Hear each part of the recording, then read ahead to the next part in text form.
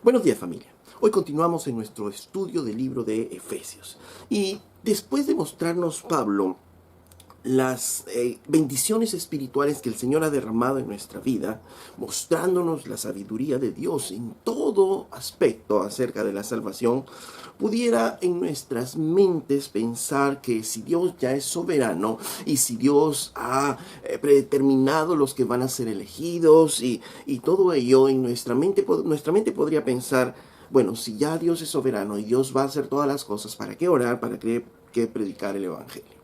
Y justamente Pablo nos muestra que inmediatamente después de hablarnos acerca de la soberanía de Dios, justamente empieza él a orar. Empieza a orar por la gente de Efesios, y obviamente esta oración la hacemos nuestra también, y es un ejemplo de qué es lo que Dios quiere que nosotros podamos conocer, que nosotros podamos entender. Por tanto, la soberanía de Dios no desecha la oración, y al contrario, la Biblia nos enseña que tenemos que orar sin cesar. Y aun cuanto más sí sabemos y entendemos acerca de la soberanía de Dios, tenemos que aprender a orar. Ok, entonces vamos con Efesios capítulo 1, verso 15. Dice: por esta causa también yo, habiendo oído de vuestra fe en el Señor Jesús y de vuestro amor para con todos los santos, no ceso de dar gracias por vosotros, haciendo memoria de vosotros en mis oraciones, para que el Dios de nuestro Señor Jesucristo, el Padre de gloria, os dé espíritu de sabiduría y de revelación en el conocimiento de Él, alumbrando los ojos de vuestro entendimiento, para que sepáis cuál es la esperanza a que Él os ha llamado, y cuáles las riquezas de la gloria de su herencia en los santos, y cuál la supereminente grandeza de su poder para con nosotros los que creemos, según la operación del poder de su fuerza, la cual operó en Cristo, resucitándole de los muertos y sentándole a su diestra en los lugares celestiales, sobre todo principado y autoridad y poderío y señorío, y sobre todo nombre que se nombra no solo en este siglo, sino también en el venidero. Y sometió todas las cosas bajo sus pies, y lo dio por cabeza sobre todas las cosas a la iglesia, la cual es su cuerpo, la plenitud de aquel que lo llena en todo. Ok, vamos entonces al verso 15. Y en el verso 15, entonces dice: por esta causa también yo, habiendo oído de vuestra fe en el Señor y de vuestro amor para con todos los santos. Recordemos que Pablo escribe esta carta en prisión. Y estando en prisión, al parecer, está siendo visitado por algunos hermanos que le dan el reporte de cómo están las iglesias. Pues Pablo, antes que estar mirando su condición, la situación en la que está, porque él está prisionero, y antes de estar pidiendo oraciones porque lo liberen, su principal mira y su corazón principal está en cómo están las iglesias del Señor. Entonces él recibe este reporte, ¿no?, de la iglesia de Éfeso, y dice: por esta causa también yo, habiendo oído de vuestra fe en el Señor. Entonces el reporte que le dan a Pablo es que Efesios está caminando como una iglesia llena de fe. Es una iglesia que está caminando en fe. Ahora nos preguntamos, ¿y cómo es que Pablo supo, cómo podía saber que es una iglesia caminando en fe? ¿No? Realmente solamente porque le dijeron eso, porque las personas expresaban su fe. No. Y también nos muestra a nosotros algo muy importante. Miren, dice: habiendo oído de vuestra fe en el Señor Jesús y de vuestro amor para con todos los santos. Entonces hay una manifestación de fe que es evidente, porque sí, podemos nosotros decir somos creyentes, creemos en el Señor Jesús, pero hay una manifestación que evidencia justamente nuestra fe en el Señor, que en este caso dice el amor para con todos los santos, ¿no? Entonces la manifestación de la fe en el creyente es evidente porque por el amor que se tienen unos a otros, porque no hay mayor evidencia de la fe que el amor. Y esto también nos dice Pablo en otro lugar, en Gálatas capítulo 5, verso 6, dice: porque en Cristo Jesús ni la circuncisión vale algo, ni la incircuncisión, sino la fe que obra por el amor, ¿no? Y es muy interesante, dice: la fe que obra por el amor. Entonces, el amor que vamos manifestando, entre otros, es justamente una evidencia de la fe, una evidencia de nuestra fe. Primera de Juan, capítulo 4, verso 19, dice: nosotros le amamos a Él porque Él nos amó primero. Si alguno dice yo amo a Dios y aborrece a su hermano, es mentiroso. Qué interesante, ¿no? Pablo nos dice que la evidencia de la fe es el amor. Y en lo práctico, él está viendo la fe de la iglesia de Éfeso por el amor que se tienen unos a otros. Y ya Juan mucho más claro dice que si tú dices que amas a Dios, pero aborreces a tu hermano, eres un mentiroso, dice. Pues el que no ama a su hermano, a quien ha visto, ¿cómo puede amar a Dios a quien no ha visto? Y nosotros tenemos este mandamiento de él: el que ama a Dios, ame también a su hermano. Y es evidente, es claro. El amor que hay en la iglesia, el amor entre los hermanos es una de las evidencias de la fe en el Señor. Santiago capítulo 2, verso 14 también nos habla de justamente la fe de una manera práctica. Dice: hermanos míos, ¿de qué aprovechará si alguno tiene fe y no tiene obras? ¿Podrá la fe salvarle? Es decir, una fe en la cual alguien solamente está confesando que dice que ama al Señor, pero que cuando se enfrenta a situaciones prácticas no traduce ese amor. Y nos da un ejemplo Santiago y dice: y si un hermano o una hermana están desnudos y tienen necesidad del mantenimiento cada día, y alguno de vosotros les dice: id en paz, calentados y saciados, pero no le dais las cosas que son necesarias para el cuerpo, ¿de qué aprovecha? Así también la fe, si no tiene obras, es muerta en sí misma. Aquí está diciendo, está poniendo la situación de: te encuentras con unos hermanos que no tienen para el sustento del día, dice, ¿no? Para el mantenimiento de cada día. Entonces te encuentras con ellos y tú teniendo solamente le dices: vayan en paz, no se preocupen, caliéntense, sáciense, ya el Señor les va a proveer. Pero tú no les das las cosas que son necesarias para su cuerpo, en este caso, la comida, la ropa. Dice: ¿de qué aprovecha esa fe? ¿Por qué? Porque la fe se manifiesta en el amor. Y cuando estamos en el cuerpo de Cristo, cuando estamos en la iglesia, justamente esa fe se manifiesta en amor. De donde podríamos concluir claramente que, ¿cómo podemos saber si una iglesia está caminando en fe? A través del amor que los hermanos se tienen unos a otros, ¿no? Entonces, ¿cómo puedes saber si tu iglesia está caminando en fe? Por el amor que se tienen unos a otros. Pero por el contrario, si hablamos mucho, pero la iglesia o el grupo en el que estás de repente tienen muchos problemas, no se pueden mirar, se forman grupos que están contrarios unos a otros, ahí no hay fe. Ahí no hay fe y no hay obra del Señor. ¿Por qué? Porque la fe obra por el amor, como dice Pablo. Y es imposible que alguien diga que ama a Dios y que no ame a su hermano. Pues tenemos un mandato de Dios que es que amemos a nuestros hermanos. Ok, volvemos entonces a Efesios, ¿no? Entonces dice Pablo: por esta causa también yo, habiendo oído de vuestra fe en el Señor y de vuestro amor para con todos los santos, no ceso de dar gracias por vosotros, haciendo memoria de vosotros en mis oraciones. Pablo reconocía a Dios como el dador de todas las cosas buenas. Y por tanto, cuando él escucha del amor, de la fe de la iglesia de Éfeso, empieza a orar al Señor. Ahora, si va a orar por los de Éfeso, nos preguntaríamos: ¿por qué él tiene que escribir en esta carta y está diciendo: yo estoy orando por ustedes, yo doy gracias a Dios haciendo memoria de ustedes, ¿no? ¿Por qué escribiría Pablo esto, ¿no? Si la oración es privada, si esto que hacen con el Señor sería suficiente. Es que Pablo tiene además otra intención. La intención es que los que leyeren esta carta puedan animarse justamente con ello, ¿no? Y obviamente Pablo estaba aquí animando su fe y animando su caminar, ¿no? Si bien es cierto, en general debemos cuidarnos de toda actitud lisonjera, de toda actitud que empiece a alabarnos y toda alabanza, por cuidar nuestro orgullo, pero tampoco no podemos irnos a un extremo. Pues en este caso, por ejemplo, Pablo nos muestra que es importante también poder afianzar algunas cosas en las personas y exaltar algunas cosas buenas de las personas. ¿Por qué? Porque como humanos muchas veces somos rápidos para criticar. Rápido vemos lo malo en donde vayamos, pero no miramos lo bueno. Y seguramente te has topado con personas así. En el trabajo ven todo malo. Malo en el jefe, mala organización, mala la empresa, todo malo. Y en la familia empiezan a hablar mal de la familia, lo malo de la familia y todo ello. Y en la iglesia también trasladan ese mismo pensamiento y empiezan a decir: bueno, mala organización, malas las reuniones, mal el pastor, mal los hermanos, y empiezan a mirar todo ello, ¿no? Para ellos, para estas personas, todo está mal, todo lo encuentran mal, hay siempre algún defecto. Pero obviamente Pablo no pensaba así. Y seguramente Efesios también tenía sus defectos, ¿no es cierto? Seguramente en el reporte que le daban también le decían, ¿no?, los problemas que podían tener, porque ninguna iglesia es perfecta, ¿no? Recordemos que estábamos compuestos, ¿por qué? Por hombres imperfectos, por hombres que estamos en ese proceso de desarrollo. Entonces obviamente iban a haber también defectos. Pero más que mirar los defectos, Pablo empezaba a mirar ¿qué? El amor que se tiene en ellos. Y estaba diciéndoles a ellos: gracias le doy a Dios por ustedes, por el amor que muestran ustedes. Y qué bonito es poder sentir ese apoyo y ese aliento que alguien está orando por nosotros, ¿no? alguien puede hacer algo bueno, estimulémosle, digámosle lo bueno que hacen. Si es nuestros hijos, también estimulémosle, digámosle lo bueno que está haciendo. ¿Por qué? Porque es importante para ellos, ¿no? Como personas. Y no nos preocupemos mucho del orgullo y la vanidad, ¿no? Porque si no lo estamos haciendo, es difícil que podamos llegar a ese punto.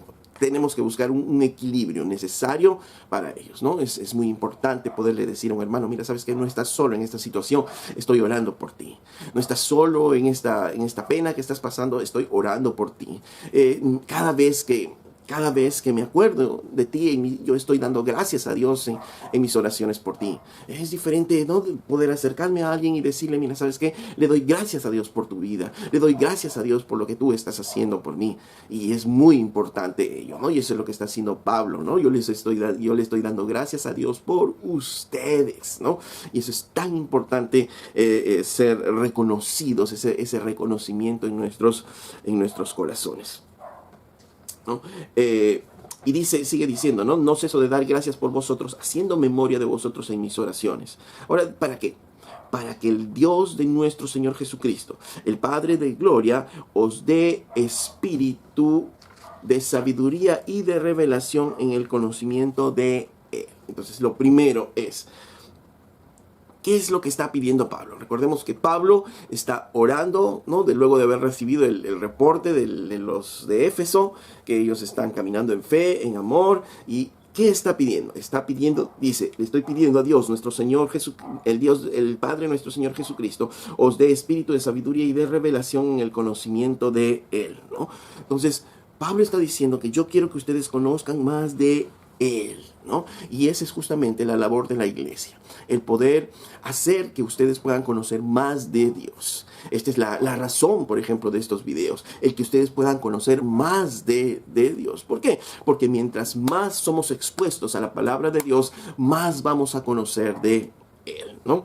Entonces, la idea no es un conocimiento solamente intelectual, sino que este conocimiento pueda obviamente cambiar nuestros corazones, cambiar nuestras vidas. Pero la única manera de cambiar nuestros corazones y nuestras vidas es conociendo más a Dios, conociendo más su palabra, conociendo más su voluntad, y solamente es a través de la exposición de la palabra de Dios que podemos hacer. Por eso es que, si es que hay prédicas, ¿no? O diversos compartires en las cuales solo hay motivación, en los cuales se habla de repente 1 minuto de la palabra de Dios y 40 minutos de experiencias y otras cosas, eso no vale. Eso va a motivarnos de repente por un momento, pero no va a cambiar. Y aquí Pablo claramente nos dice, él está orando para que Dios dé sabiduría, entendimiento, ¿en qué? En el conocimiento de Él. Porque no hay mejor cosa para poder caminar, para poder crecer, que conocerle a Él. Y la única manera de conocerle a Él es a través de la palabra de Dios. Por eso es que como iglesia tenemos diferentes reuniones. ¿Por qué? Porque te exponemos a la palabra de Dios. Y mientras más te exponemos a la palabra de Dios, más hay esa probabilidad de que tú puedas cambiar, de que tu vida pueda cambiar y que esa palabra sea vida en tu vida. Y ojo que Pablo no solamente quería almacenar una información práctica, una información teológica o una información en nuestras mentes, no, sino que eso se haga vida en nuestras vidas. Y como vamos a ver, si seguimos leyendo la carta de los Efesios hasta el final, justamente todo esto que Pablo nos está haciendo conocer, las bendiciones que tenemos, el conocimiento de Él, nos van a servir ¿para qué? Para nuestra vida práctica, para poder aprender a ser esposos, aprender a ser esposas, aprender a ser hijos, aprender a ser padres, ¿no? En nuestras vidas. Y obviamente hasta que no apliquemos todo el conocimiento que tengamos, entonces no vamos a poder hacerlos, ¿no? Porque cada uno en nuestra condición es diferente. Podremos ser de repente muchos padres, pero como padres tenemos diferentes hijos, diferentes caracteres, diferentes situaciones, diferentes situaciones económicas, diferentes problemas familiares, y esa palabra es la que tenemos que aplicar en nuestra situación. Por eso es que Pablo dice que les pido, ¿no?, que ustedes tengan inteligencia, tengan revelación en el conocimiento de Él.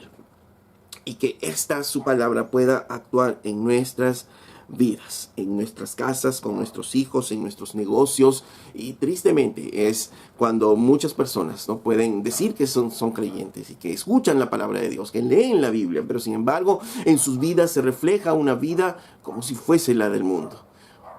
Un actuar, en su actuar, en su vestir, refleja solamente lo que hay en el mundo.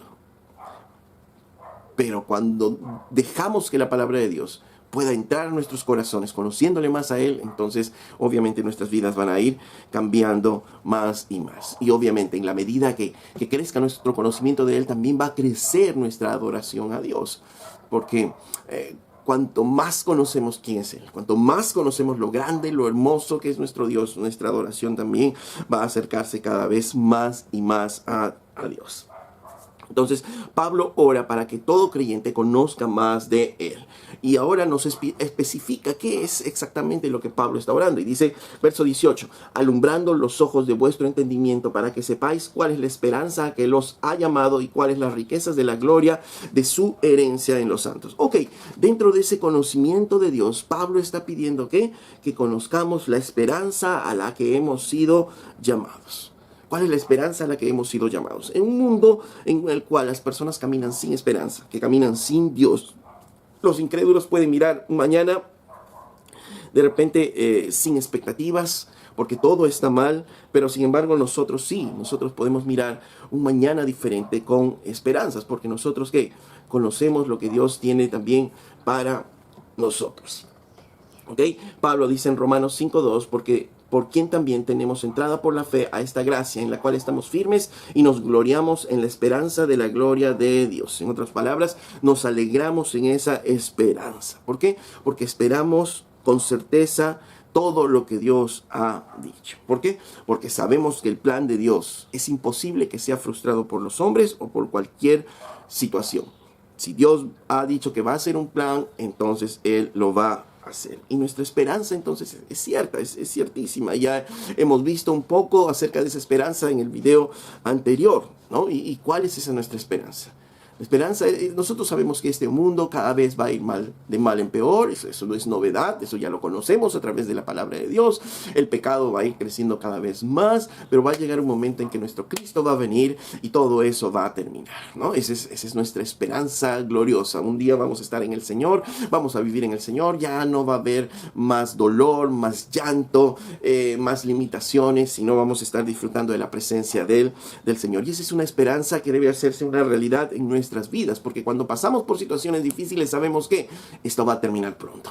Este dolor va a terminar porque hay esperanza en mi Dios, porque hay esperanza en el Señor. Perdimos a un ser querido y conoce al Señor, la esperanza es que un día lo vamos a ver y vamos a disfrutar con Él en el Señor, ¿no? Esa es nuestra esperanza, la esperanza que tenemos en el Señor. Hay una enfermedad y esta enfermedad nos está consumiendo nuestros cuerpos aquí en la tierra, pero hay una esperanza, la esperanza que un día estaremos en Él. Y esa esperanza justamente cambia nuestros corazones, cambia nuestra manera de ver las cosas.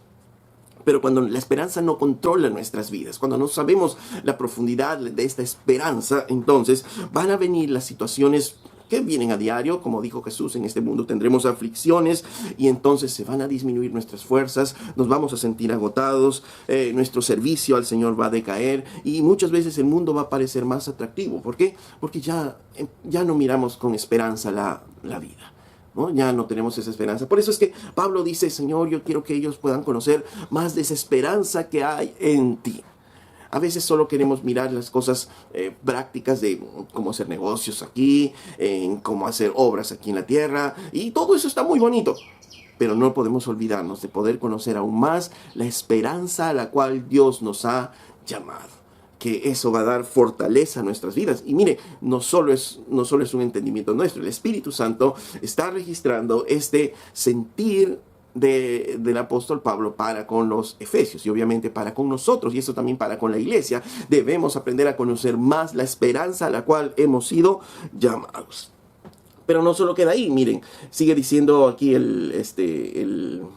la palabra del Señor, dice, alumbrando los ojos de vuestro entendimiento para que sepáis cuál es la esperanza que los ha llamado y cuáles las riquezas de la gloria de su herencia en los santos, ¿no? Habíamos visto la semana anterior que somos herederos del Señor, somos coherederos con Cristo y esa herencia es una riqueza gloriosa en el Señor. Habíamos visto que no es una herencia material, no es una herencia que se pueda destruir, ¿no? Sino es una herencia que no se marchita, es una herencia que no se puede corromper, es una herencia que no se va a destruir, ¿no? Y hablamos de algunos aspectos justamente en el video anterior acerca de esa herencia que vamos a recibir en el Señor. Y Pablo está diciendo que nosotros debemos aprender a mirar las riquezas de la gloria de su herencia, que podamos aprender y mirar las riquezas que hay en esa gloria, las riquezas de la gracia que el Señor ha derramado sobre nuestras vidas, ¿no? ¿Por qué? Porque si no miramos ello, de nuevo, nuestros ojos van a mirar solo lo que el mundo mira.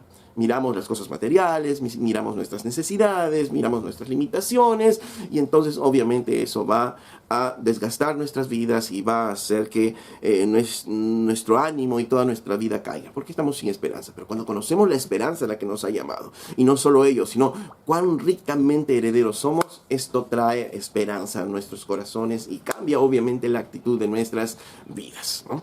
Es como cuando alguien de repente en el mundo físico, digamos, no tenemos economía, no tenemos dinero, pero de pronto nos dicen, mira, ¿sabes qué? En un mes vas a recibir una gran herencia de tantos miles de soles. Y uno obviamente dice, wow, entonces con todo ello, ¿qué voy a hacer? ¿Qué cosas no voy a hacer? ¿Cuántas cosas puedo hacer? Y empiezo a planificar y todo ello. ¿Por qué? Porque mi mente cambió, mi esperanza también cambió, mi forma de vivir también cambió, mis ánimos cambiaron totalmente. Entonces, de la misma manera, Pablo dice, está orando, Señor, que ellos puedan conocer las riquezas que tienen en su heredad, en la gloria de la herencia, dice. Y si nosotros conociéramos aún más las riquezas de la herencia, entonces igual nuestras vidas cambiarían. No nos preocuparíamos mucho por este mundo y empezaríamos nosotros a decir cosas y empezaríamos a actuar y el evangelio sería diferente. Porque, por ejemplo, la Biblia nos dice que estemos contentos con lo que tengamos. ¿Y cómo no vamos a estar contentos con lo que tenemos si tenemos una esperanza gloriosa y somos ricamente herederos con muchas cosas que de repente aquí no vamos a poder disfrutar, pero que hay muchas cosas más allá? Entonces nuestras vidas comienzan a cambiar realmente. Porque recordemos que aquí somos ciudadanos, somos peregrinos solamente por unos años, ¿no? Algunos 80 años, 90 años, 70 años, pero nuestras verdaderas riquezas y nuestra verdadera herencia está allá en el Señor. Hoy vivimos parte de nuestra herencia, ¿no? Tenemos parte de nuestra herencia, conocemos en parte, pero no es todo. Lo mejor está por venir, ¿no? Conocemos nuestra herencia un poquito, ¿no? Recordemos que aún al Señor, que dice la Biblia, que lo vemos como un espejo empañado, ¿no? Todavía no vemos su plenitud, su gloria. Y Pablo dice, Señor, yo quiero que ellos puedan entender más esa esperanza a la que han sido llamados y cuáles las riquezas de la gloria que tú tienes para ellos. Pero no solo ello, miren, lo tercero que pide Pablo, y dice, y que ellos puedan conocer también, ¿no? Recordemos que Pablo dice que quieren que conozcamos todo esto, ¿no? ¿Cuál es la supereminente grandeza de su poder para con nosotros los que creemos? Miren los adjetivos que está poniendo aquí Pablo, ¿no? Y dice, ¿y cuál es la supereminente grandeza de su poder, ¿no? No hay palabra para poder expresar. Está poniendo unos adjetivos que están calificando que ese poder, ¿no? Ese poder, dice, para con nosotros los que creemos. Ese poder para con nosotros. Ese poder que está obrando en nosotros. Y ese poder que ya obró en nosotros también al poder transformarnos al Señor, al poder darnos salvación. Y miren, ese poder, dice Pablo, dice como para que nosotros podamos entender y mirar algo de ese poder, la cual dice, ¿no?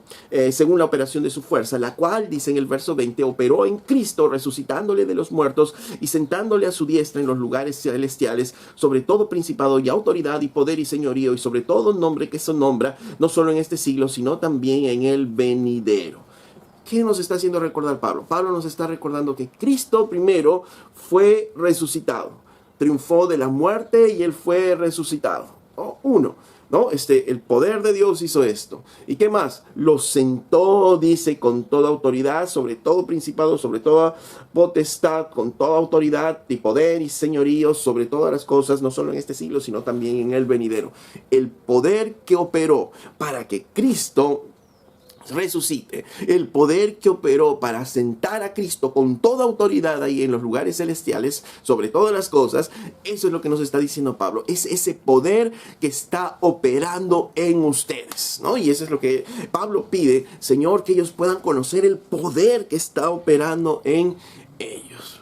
Y ¿quieres decir que nosotros tenemos un gran poder? Así es, tenemos un gran poder, somos poderosos. Ahora nos preguntamos, ¿para qué tenemos ese poder? Oh, sí, yo tengo la respuesta. Alguien podría decir, tenemos ese poder para hacer milagros, ese poder para sanar a las personas, ese poder. Sí, todo eso está muy bien. Pero veamos a la Biblia y preguntemos a la Biblia, ¿para qué es ese poder? Vamos a Colosenses capítulo 1, verso 9.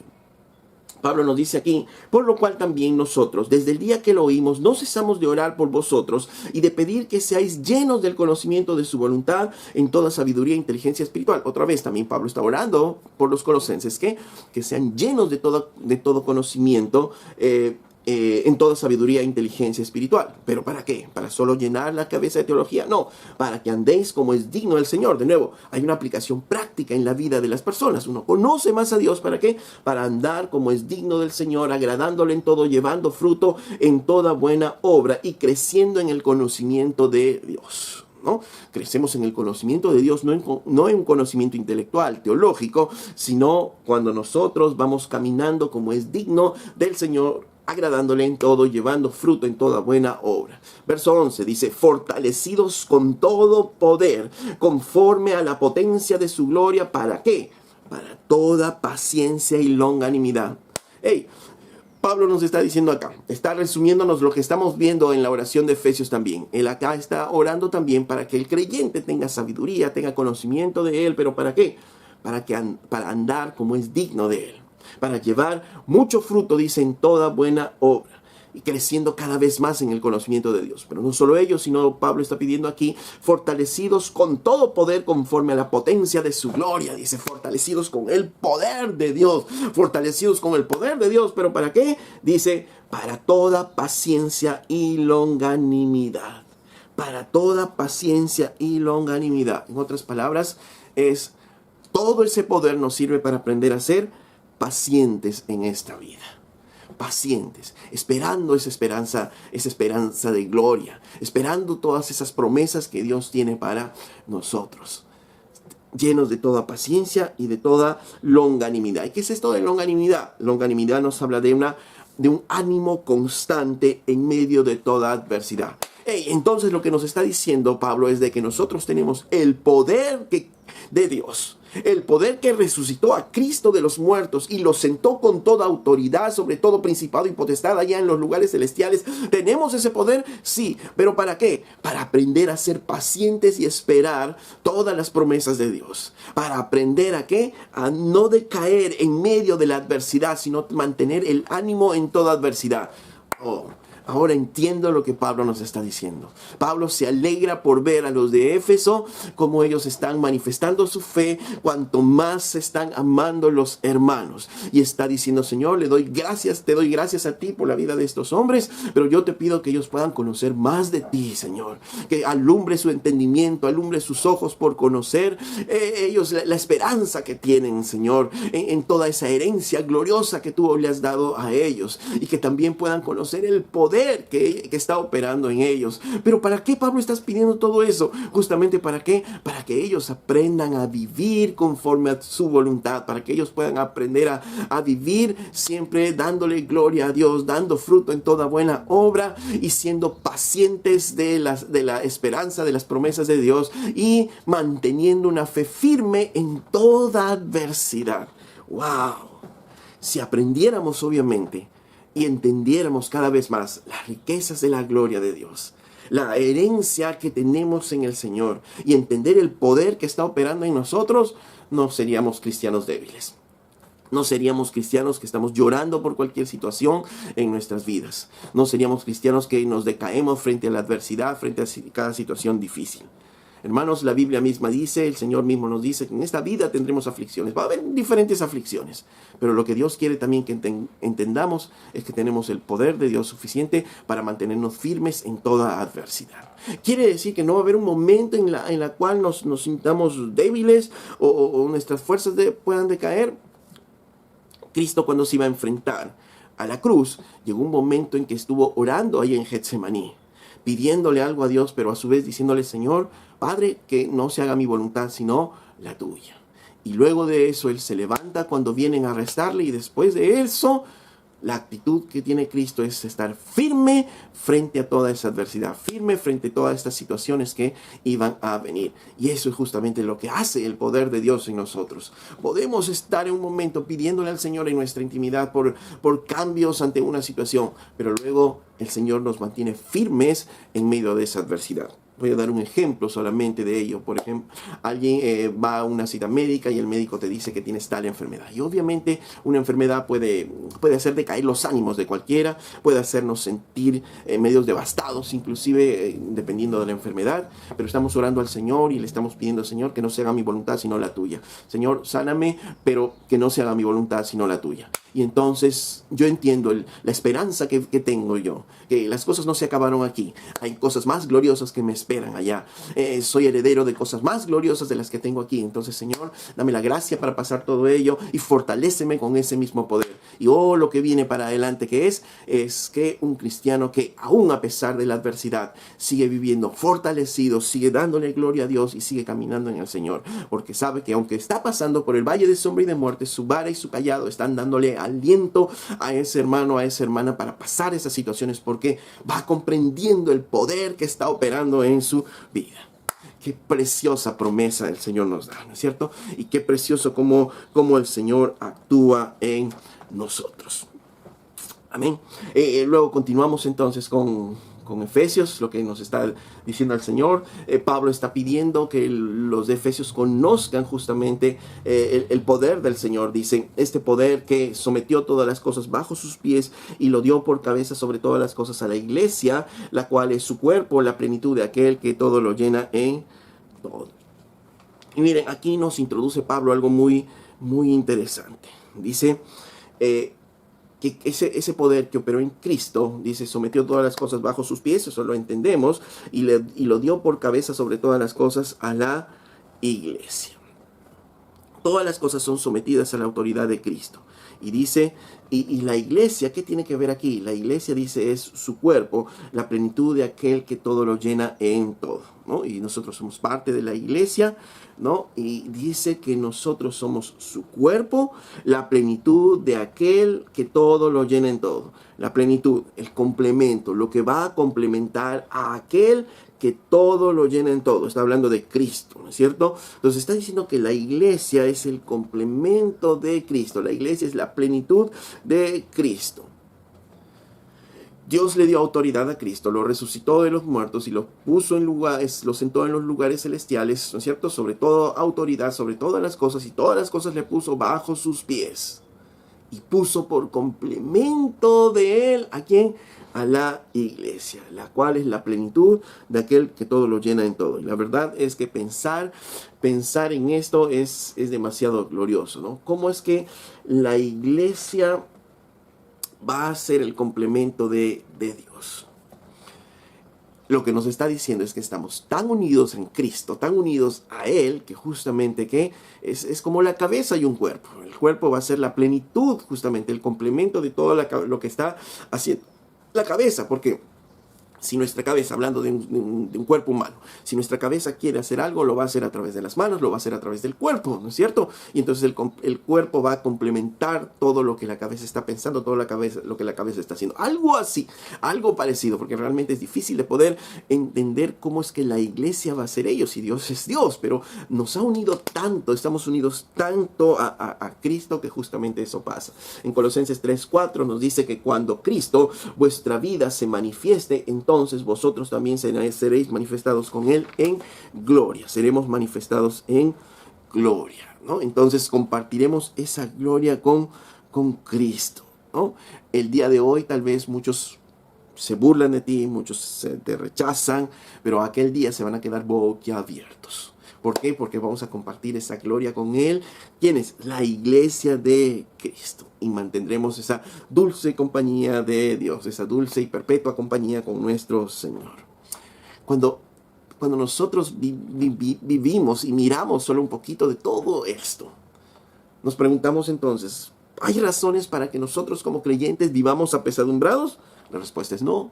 ¿Hay razones para que nosotros nos sintamos que no tenemos esperanza? Pues no, por todas las cosas que el Señor nos ha dado.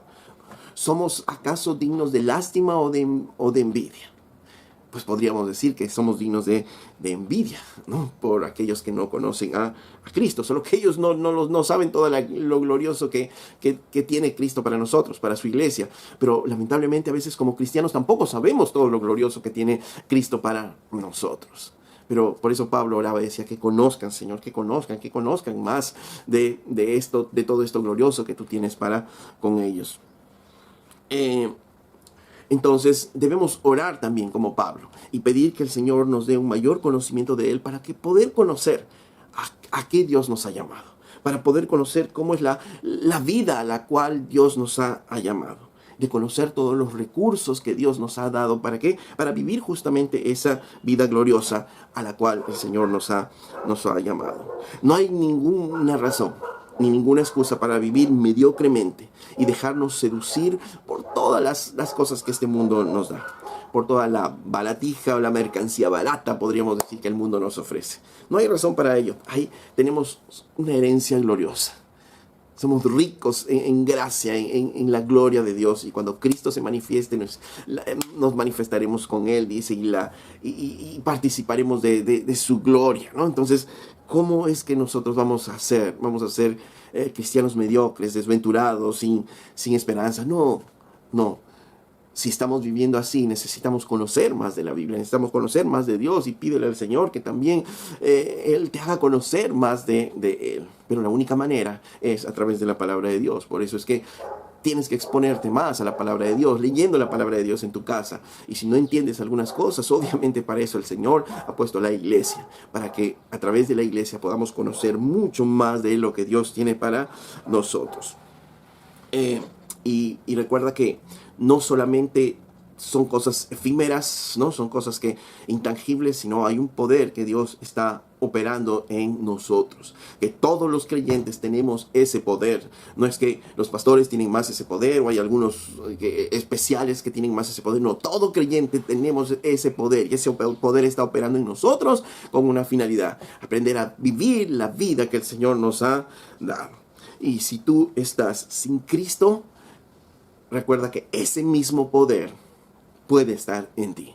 Ese mismo poder que puede cambiar tu vida, ese mismo poder que puede transformar tu vida puede estar en ti. Solamente que acércate a Cristo, vuelve tu corazón a Cristo, arrepiéntete de tus pecados y te aseguro, por lo que la palabra de Dios dice, que tu vida va a cambiar. Si tú vas a Cristo en arrepentimiento, tu vida va a ser transformada. No de repente porque las circunstancias exteriores cambien, sino porque tu corazón va a cambiar, tu esperanza va a cambiar y tu futuro glorioso también cambiará. Y nuestras vidas en Cristo Jesús cambiarán día a día. El Señor ilumine nuestro entendimiento para que conozcamos más de Él. Amén. Si este mensaje ha edificado tu vida, yo te pido que tú le des un me gusta en el video, puedas suscribirte a nuestro canal y puedas compartir con otros también la palabra de Dios.